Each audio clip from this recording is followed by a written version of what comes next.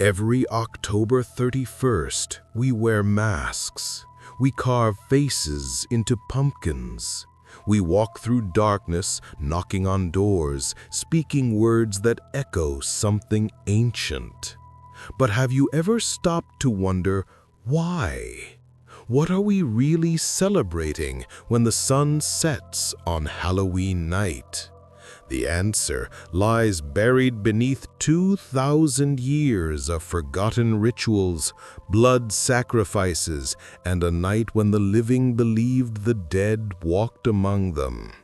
Close your eyes and imagine this: a hillside in ancient Ireland. The year is 500 BC. Autumn has stripped the trees bare, and the harvest has been gathered.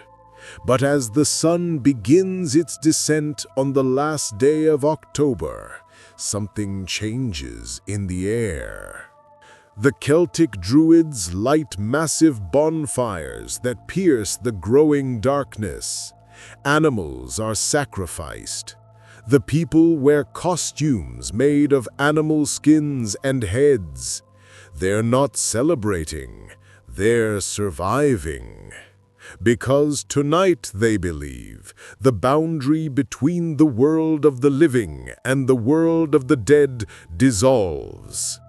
This is where Halloween begins, not in a costume shop or a candy aisle, but in genuine terror, in desperate attempts to appease forces beyond human understanding, in a night that marked not joy, but the dying of the year itself. Welcome to the true story of Halloween, a journey through time that will take us from the sacred hills of Celtic Britain to the streets of modern America. From human sacrifice to trick-or-treating, from ancient pagan ritual to billion-dollar industry. This is the story of how humanity's deepest fears transformed into one of the world's most beloved celebrations. And along the way, we'll uncover secrets that history tried to bury, truths that the modern world has forgotten, and connections that might just change the way you see Halloween forever. The masks we wear tonight are older than you think, and they're hiding something. To understand Halloween, we must first travel back to a time when Europe was covered in dense, dark forests, when Rome was still centuries away from conquering the known world, when the Celtic peoples dominated the lands we now call Ireland, Scotland, Wales, and northern France. And at the heart of their spiritual calendar was a festival that would echo through the millennia: Samhain. Samhain. Pronounce it Samhain and let the words settle in your mind. In the ancient Celtic language, it meant summer's end, but it represented so much more than a change in seasons. The Celts divided their year into two halves, the light half and the dark half, life and death. And Samhain, celebrated from sunset on October 31st to sunset on November 1st, marked the definitive threshold between them. It was the Celtic New Year, but it was also something darker. Something that filled their hearts with both reverence and dread. The Celts believed that on this night the veil between worlds grew thin, the boundary that separated the living from the dead, the mortal realm from the other world, became permeable, and through this gossamer barrier spirits could pass. The souls of the deceased would return to their former homes. The Eos She, the supernatural race that inhabited burial mounds and sacred sites, would emerge into the world of men. And not all of these beings came with benevolent intentions. Picture this scene. As darkness fell on Samhain night, Celtic families would extinguish every fire in their homes. Every hearth, every torch, every flame was snuffed out. The community would gather on sacred hilltops where the Druids, the priest class of Celtic society, conducted elaborate ceremonies. These weren't simple gatherings. The Druids wielded immense power, serving as the intermediaries between the mortal world and the divine. They were judges, scholars, and spiritual authorities whose word was law. On Samhain, the Druids would build enormous bonfires from sacred woods. These weren't ordinary fires. They were believed to possess protective and cleansing properties, capable of warding off malevolent spirits and ensuring the community's survival through the dark winter months ahead. Archaeological evidence from ancient Celtic sites reveals the remains of these ritual fires, some of which burned hot enough and large enough to consume entire animals. And animals were indeed consumed. The Celts practiced ritual sacrifice on Samhain, offering cattle, sheep, and other livestock to the gods and spirits. These weren't acts of cruelty, but of desperate necessity. The Celts believed that such offerings would secure divine favor, protect their herds through winter, and appease the dangerous entities that walked freely on this night. The bones of these sacrificed animals, charred and cracked from the intense heat, had been discovered in archaeological digs across Celtic lands, silent testimony to rituals performed over 2 millennia ago. But the most unsettling aspect of Samhain wasn't the animal sacrifice. It was the way the Celts confronted the spirits they believed surrounded them. They wore costumes and masks fashioned from the hides and heads of slaughtered animals. Why? To confuse and disguise themselves. If malevolent spirits or fairies couldn't recognize them as human, they might pass by harmlessly. This practice, called guising, is the direct ancestor of our modern Halloween costumes. When children today dress as ghosts, monsters, and supernatural beings, they're unknowingly continuing a tradition born from genuine terror. The Celts also left offerings of food and drink outside their homes to placate the spirits of the dead and the AOC. These weren't welcoming gestures, they were protection payments.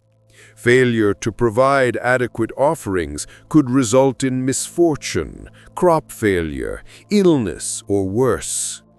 Some historians believe that this practice evolved into the medieval custom of souling and eventually into modern trick-or-treating. The phrase trick or treat itself echoes the ancient bargain. Give us an offering or face supernatural consequences. There's a darker thread woven through some historical accounts of Samhain, though the evidence remains controversial among scholars. Some ancient sources suggest that human sacrifice may have been practiced during particularly important Samhain celebrations. Roman historians, who had their own reasons to portray the Celts as barbaric, recorded such claims. Julius Caesar himself wrote of the Druids constructing enormous wicker figures, filling them with living humans and animals, and setting them ablaze as offerings to the gods. While modern scholars debate the accuracy of these Roman accounts, they can't entirely dismiss them. The truth remains shadowed by time. What we know with certainty is this: Samhain was a night of fire and darkness, of sacrifice and superstition, of profound spiritual significance. It marked the moment when the year died and the world entered a period of cold, scarcity, and death. In an age before electricity, before modern agriculture, before the comforts that insulate us from nature's harshness, winter was a genuine threat. People starved, they froze, they died. And Samhain stood at that threshold, forcing the Celts to confront mortality itself. This was the true origin of Halloween, and everything that came after would be built on these ancient foundations of fear. For centuries, Samhain remained the sacred province of the Celtic peoples. But history is a story of collision and transformation, and the ancient festival was about to encounter forces that would reshape it forever. First came Rome. Then came Christianity, and with each encounter, Samhain would die and be reborn, its pagan essence slowly disguised beneath new names and new meanings. The Roman conquest of Celtic lands began in earnest in the 1st century BC. By 43 AD, much of Britain had fallen under Roman control, and with Roman rule came Roman culture, Roman gods, and Roman festivals. The Romans had their own autumn celebrations, and as the two cultures merged, these festivals began to blend with Samhain in fascinating ways. The Romans celebrated Feralia in late October, a festival commemorating the passing of the dead. They also honored Pomona, the goddess of fruit and trees, whose symbol was the apple. This seemingly minor detail would have lasting consequences. The practice of apple bobbing, still a Halloween tradition today, likely originated from the merger of Samhain and Pomona's festival. What began as a Roman game honoring a goddess of orchards survived through the centuries, its origins forgotten, its meaning transformed into simple party entertainment. But the real transformation came with Christianity. As the Roman Empire adopted Christianity in the 4th century, the new religion faced a strategic problem: how to convert populations who clung fiercely to their ancient pagan traditions. The Church's solution was brilliant in its subtlety. Rather than outright banning pagan festivals, which would have created resistance and resentment, they would absorb them, rebrand them, baptize them into Christian meaning. In the 7th century, Pope Boniface IV established a church feast day to honor Christian martyrs. Initially celebrated in May, it was called All Martyrs' Day. But in 835 AD, Pope Gregory III made a calculated decision. He expanded the feast to honor all saints, not just martyrs, and moved it to November 1st. The timing was no coincidence. By placing All Saints' Day directly after the Celtic Samhain, the Church was attempting to Christianize the pagan festival, to overlay Christian meaning onto ancient ritual. November 1st became All Saints' Day, also called All Hallows' Day. Hallow is an Old English word meaning saint or holy person. And the night before All Saints' Day, October 31st, became known as All Hallows' Eve. Say it faster. All Hallows' Evening, Hallow Eve, Halloween, Halloween. The name we use today is a direct linguistic descendant of Christian terminology, even though the practices associated with it remain rooted in pagan soil. The Church added another feast day on November 2nd, All Souls' Day, dedicated to praying for the souls of the dead who were in purgatory. This created a 3-day period focused on death, the afterlife, and the supernatural. But here's the crucial detail. While the Church provided new Christian names and meanings, the people continued their old practices. They still lit bonfires, they still wore costumes, they still left food offerings.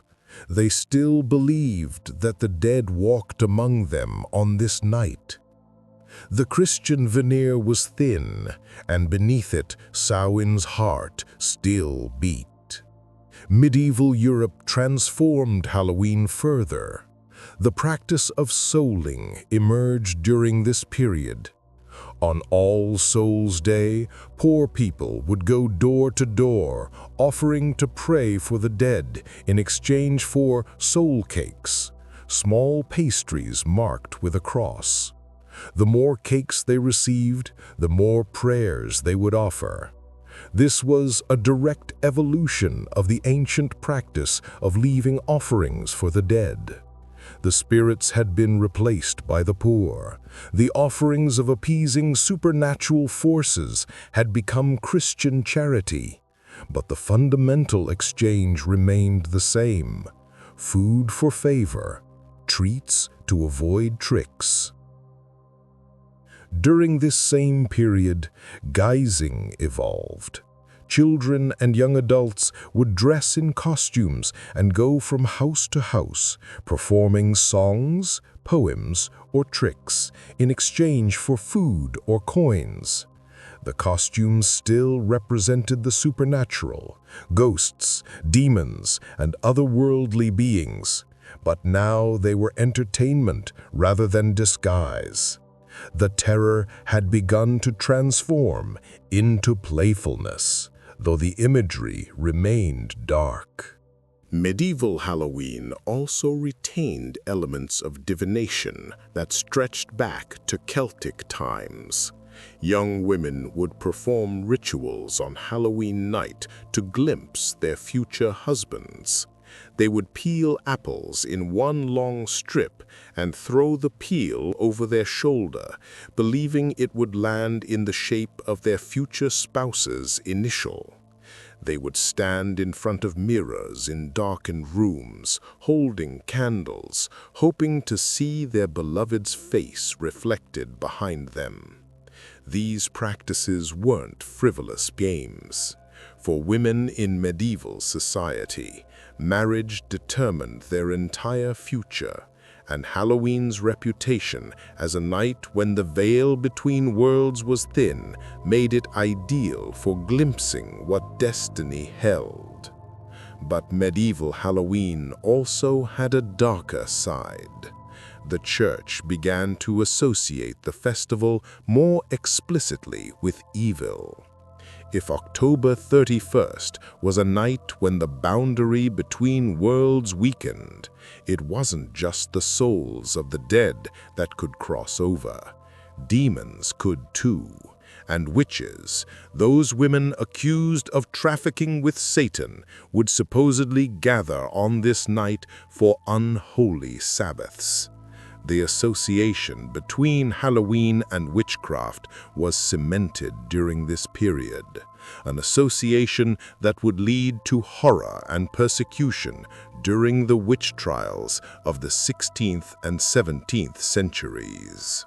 By the late medieval ages, Halloween had become something paradoxical, a Christian holy day shadowing a pagan festival.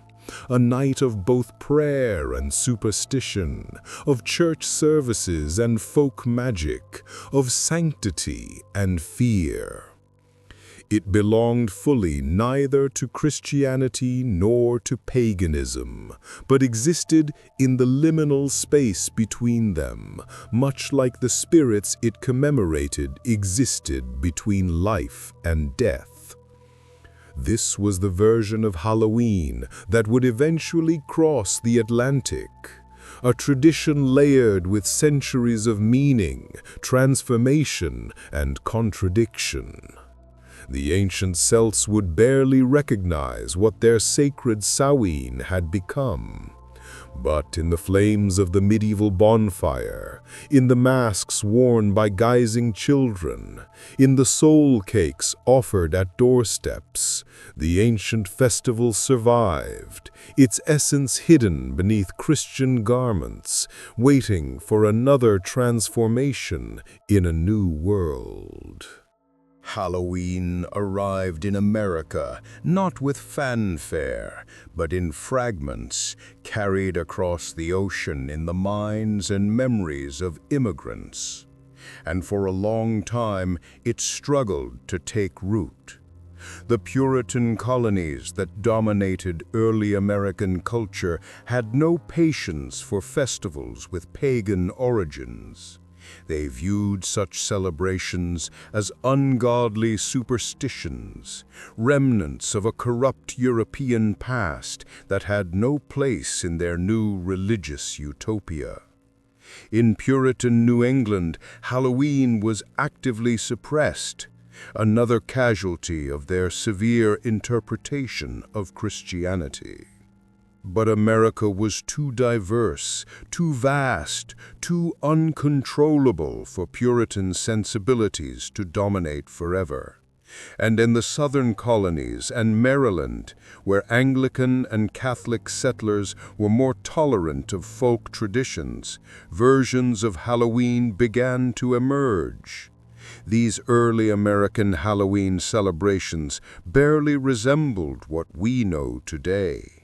They were harvest festivals, community gatherings where neighbors shared stories of the dead, told ghost tales, sang, danced, and engaged in fortune-telling.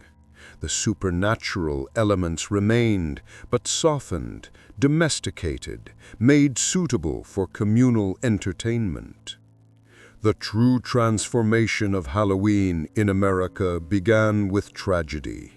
In the mid-19th century, Ireland was struck by the Great Famine, a cataclysmic failure of the potato crop that resulted in the deaths of approximately 1 million people and forced another million to flee their homeland.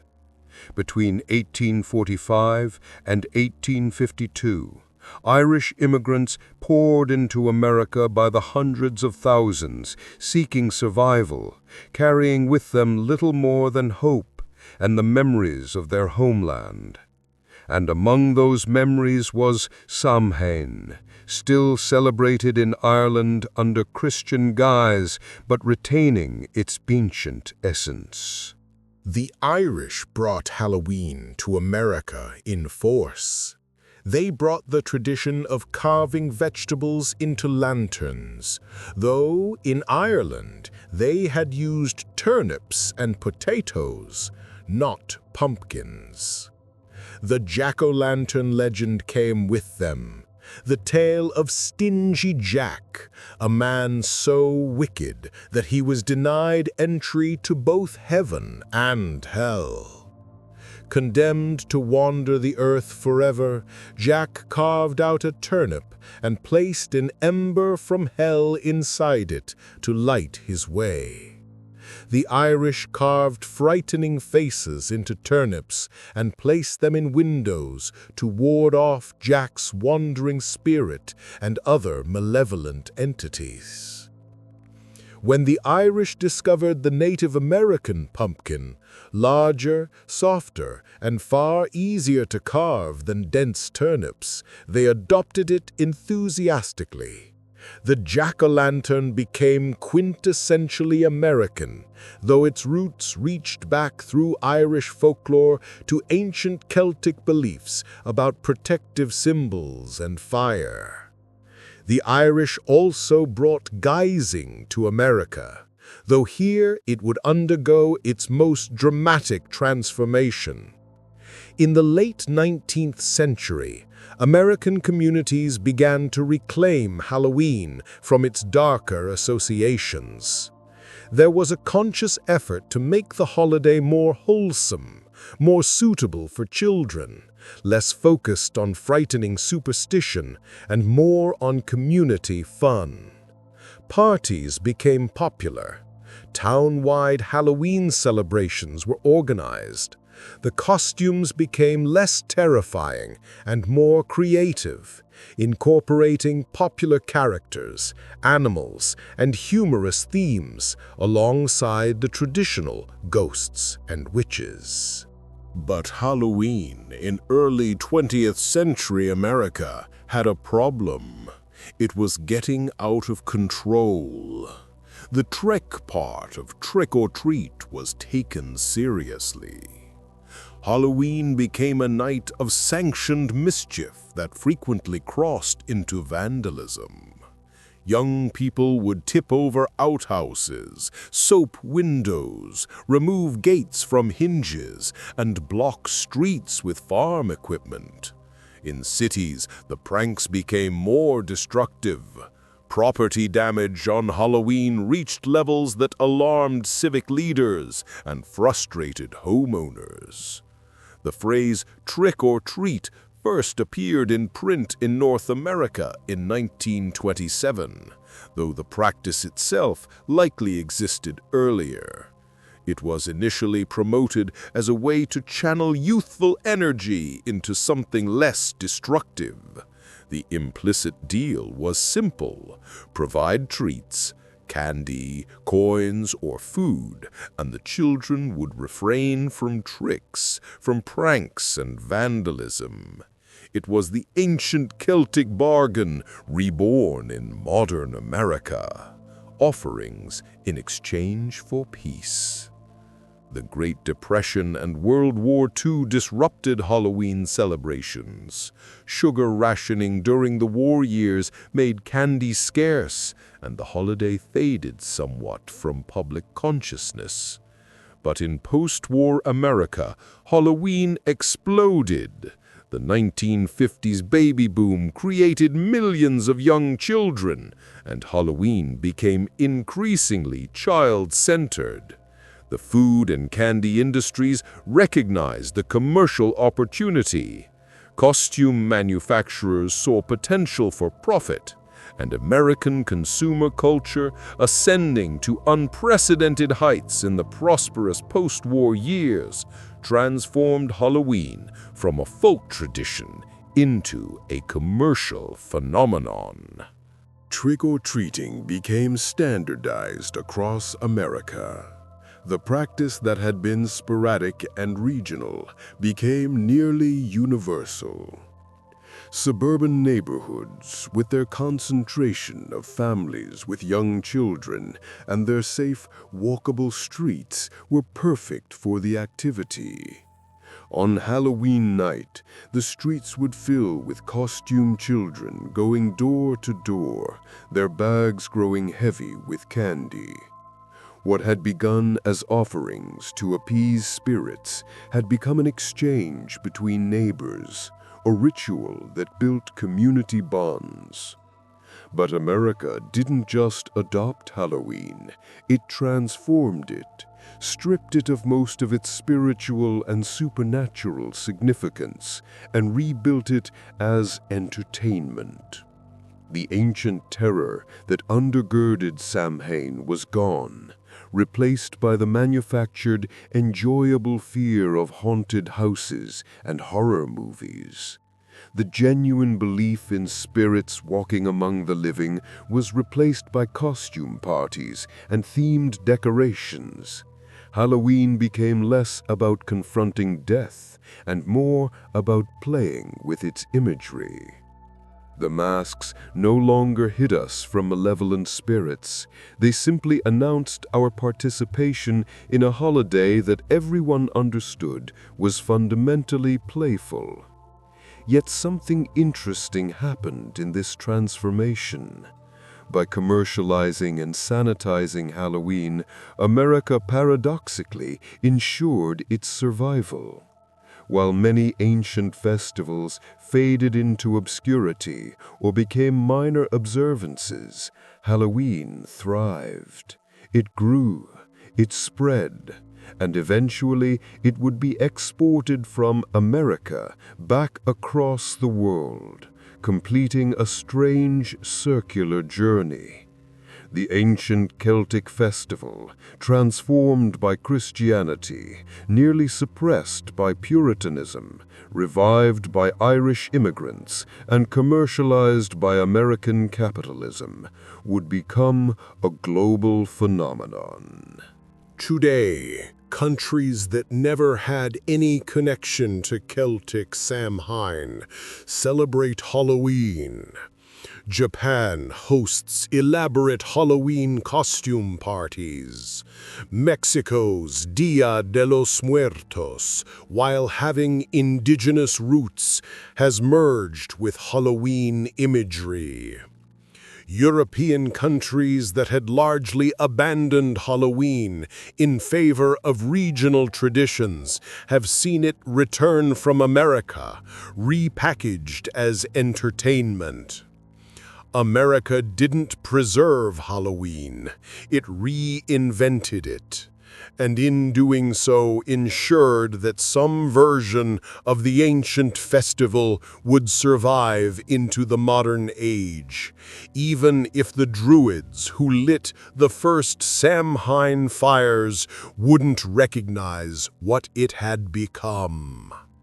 Walk down any American street in October, and you'll see what Halloween has become. Inflatable decorations tower over front yards. Skeleton displays pose in theatrical scenes.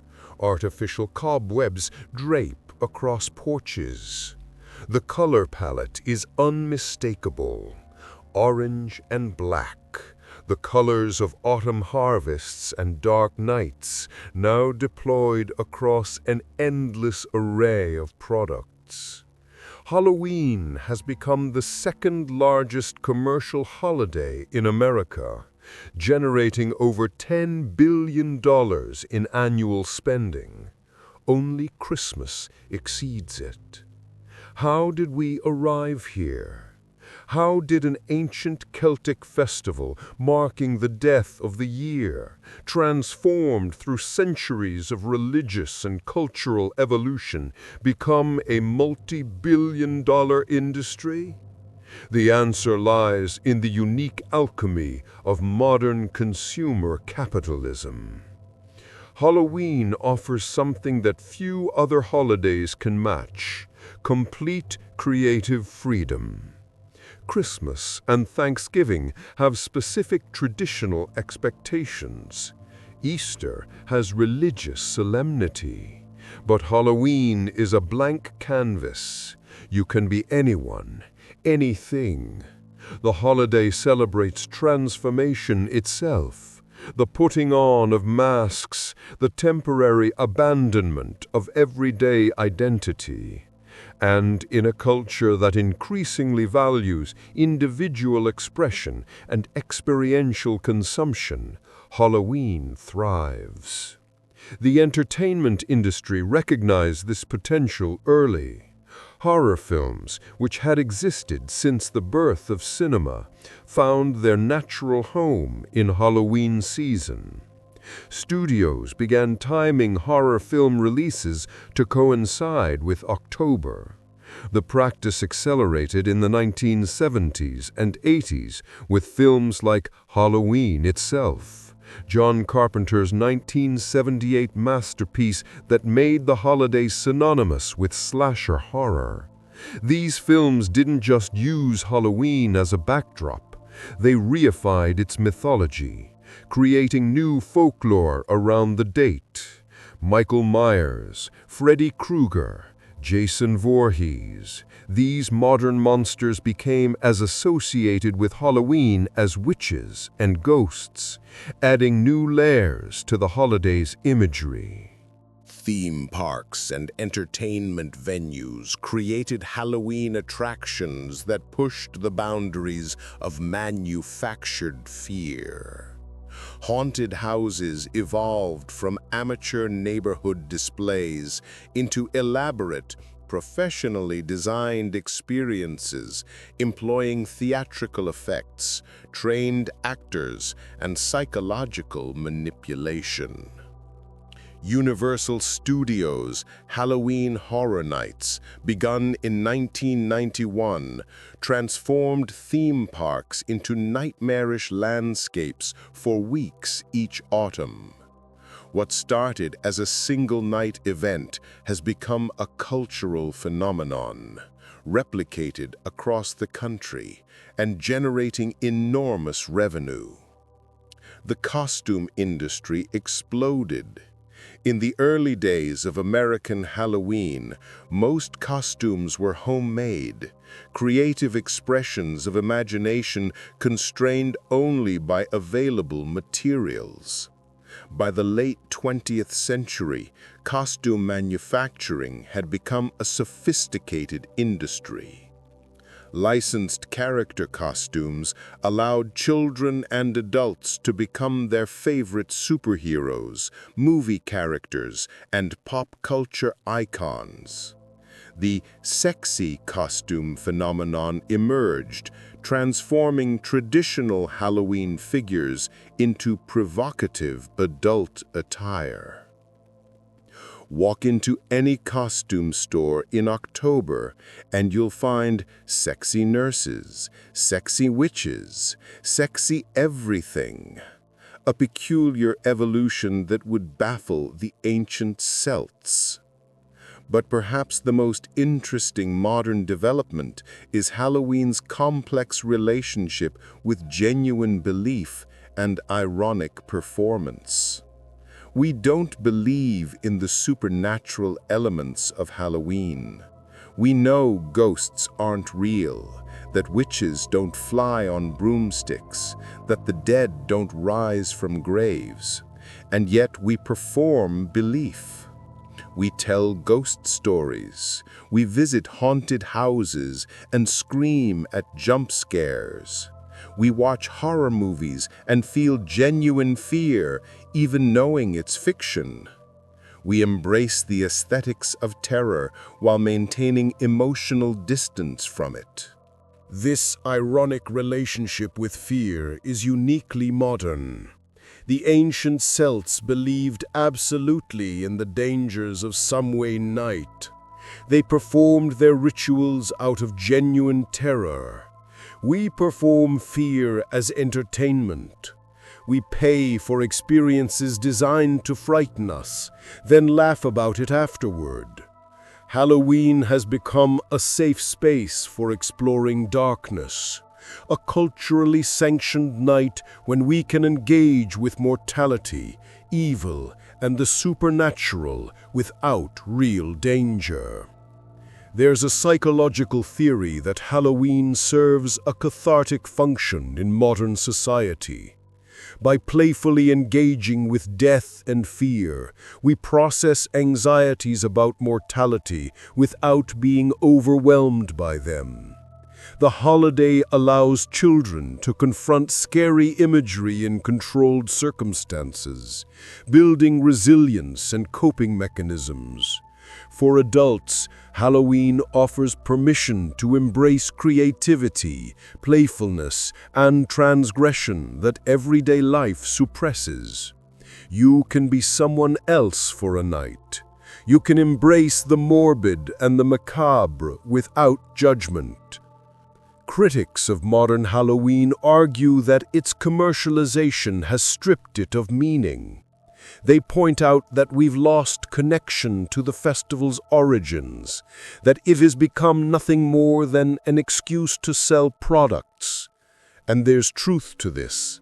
The spiritual significance of Samhain is absent from modern Halloween. The Christian overlay of All Saints' Day is forgotten by most participants. We've retained the imagery, the costumes, the candy, the jack-o'-lanterns, but divorced them from the beliefs that gave them meaning. But perhaps that's exactly the point. Perhaps Halloween's survival required this transformation. Ancient religious festivals that failed to adapt have disappeared. Samhain could have become an obscure footnote in Celtic history books, remembered only by historians and neo-pagan revivalists. Instead, by transforming, by allowing itself to be reshaped by each culture and era it passed through, Halloween survived.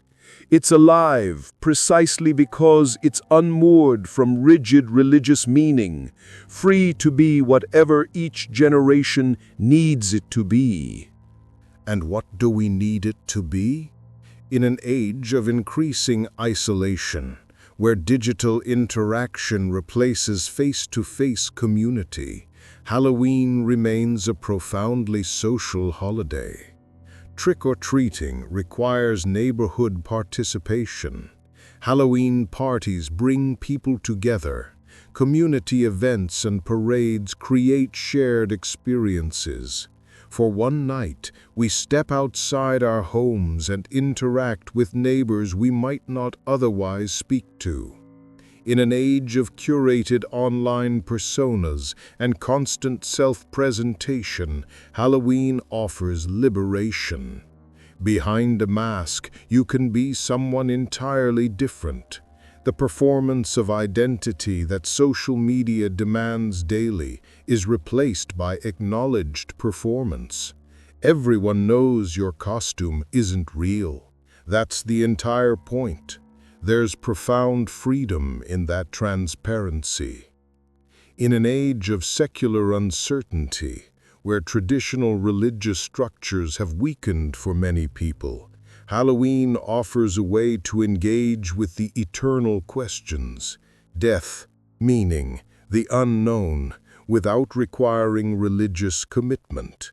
We can contemplate mortality while distributing candy. We can acknowledge the darkness while laughing at rubber bats. The ancient Celts lit fires to hold back the darkness. We string up orange lights. They wore animal skins to hide from malevolent spirits. We wear costumes from Amazon. They sacrificed cattle to appease the gods. We buy candy from Costco.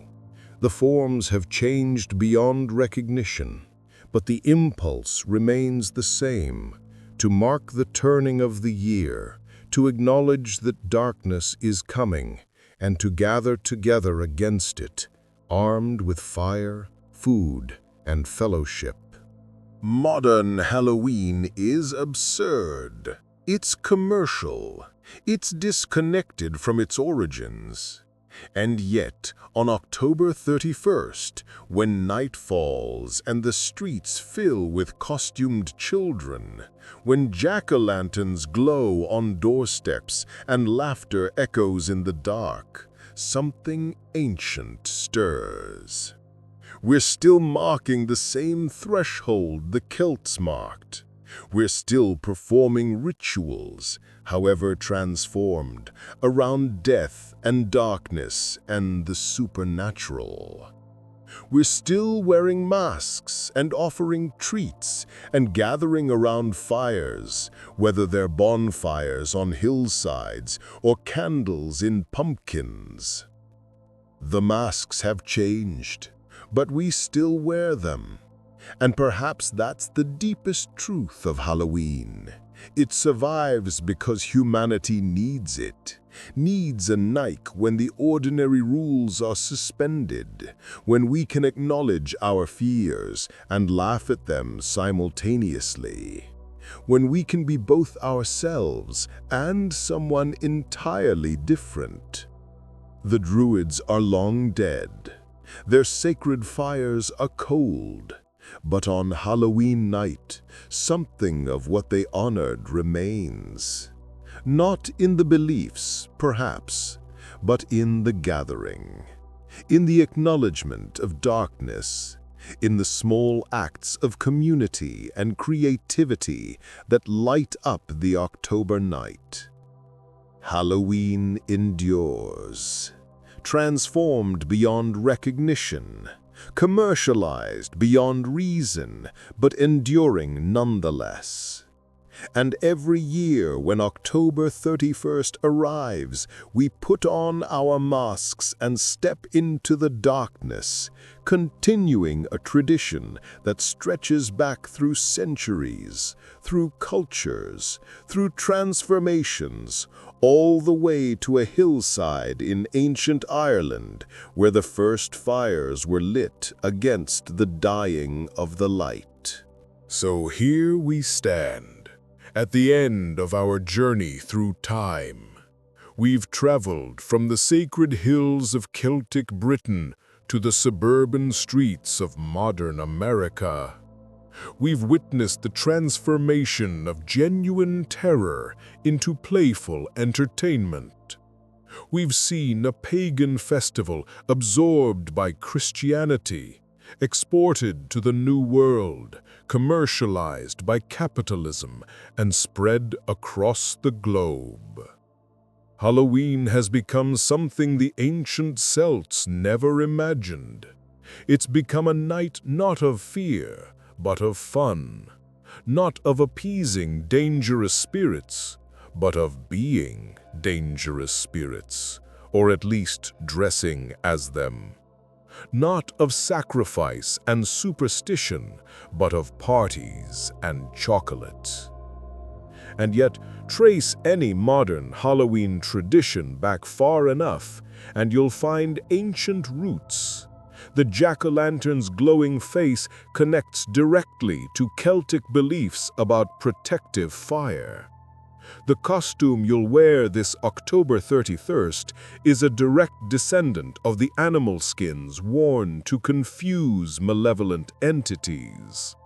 The candy you'll distribute to trick-or-treaters echoes offerings left to appease the dead. What does Halloween mean today?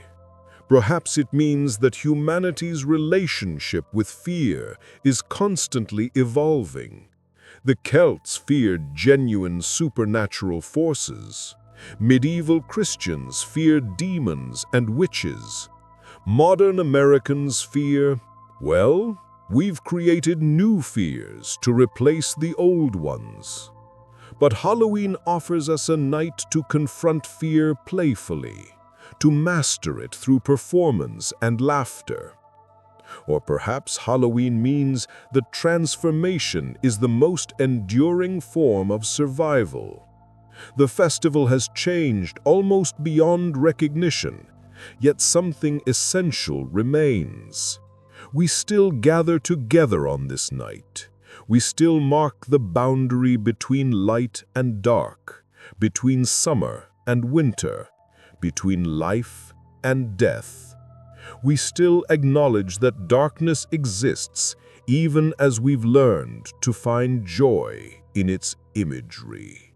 Or perhaps Halloween simply means that we need nights like this. Nights when the ordinary world is temporarily suspended.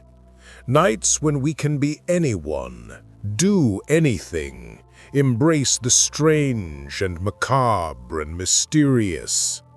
Nights when communities come together, when children run laughing through the streets, when adults remember what it feels like to pretend. The ancient fires of Samhain have burned down to embers, but those embers still glow in every jack-o'-lantern. The Druids' chants have faded to silence, but echoes of them still sound in every trick or treat. The boundary between the living and the dead may never have been as thin as the Celts believed, but for one night each year we still honor that belief, even if we've forgotten why. Halloween Unmasked reveals no single truth. It reveals layers upon layers of human history, fear, faith, transformation, and resilience. It reveals our endless capacity to adapt and survive, to transform terror into joy, to turn the darkest night of the year into a celebration.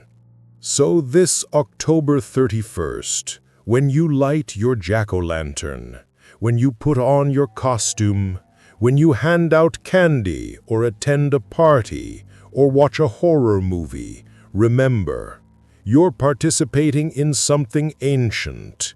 You're part of a tradition that has survived everything history could throw at it. You're wearing a mask that connects you to 2,000 years of humanity confronting the same darkness, the same fears, the same mysteries. And maybe that's the greatest Halloween trick of all, convincing us that it's just candy and costumes, when it's really so much more. If you've enjoyed this journey into Halloween's hidden history, I'd love to hear your thoughts. Did any of these origins surprise you? Do you see Halloween differently now? Let me know in the comments below. And if you found this deep dive fascinating, please hit that like button. It helps more people discover these untold stories. Subscribe if you want to explore more forgotten histories and hidden truths behind the traditions we take for granted. There are so many more mysteries waiting to be unmasked. Until next time, remember, history is always more fascinating than the stories we tell ourselves. Keep questioning, keep exploring, keep searching for the truth beneath the surface. Happy Halloween.